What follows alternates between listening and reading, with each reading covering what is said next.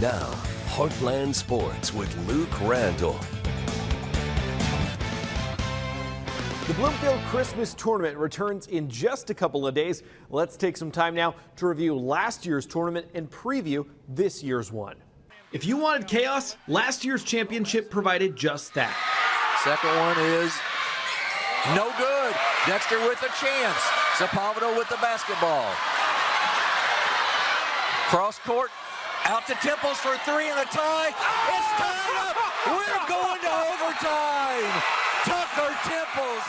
Dexter sent it to overtime in the championship, but it was Puxico winning Bloomfield for the first time since 1989. That year's Puxico team went on to finish third place at state. And this year, they're back to defend their Bloomfield title. But Dexter is just as hungry. And after an impressive runner-up finish at the SEMO Conference tournament, the Bearcats earned the #1 seed. Reigning champions Puxico follow behind at second with a strong Bernie team, checking in as the 3 seed with Van Buren seeded 4th. Here's the entire 16-team bracket for the 69th annual Bloomfield Christmas Tournament. And here is the slate for the first day of the competition.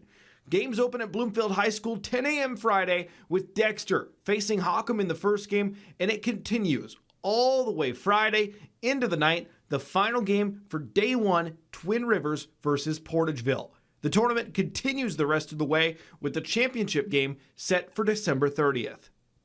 So, who do you think is going to win Bloomfield this year? You can make a case for quite a few number of schools. I think the top 3 seeds are probably the clear front runners in this thing, but who knows? Maybe someone will come from the field and surprise us.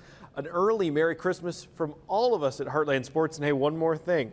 Tune in at 10 because the other tournament in our area, we're previewing that one. And I think you know which one we're talking about. Southeast Missourian Christmas Tournament coming up at 10.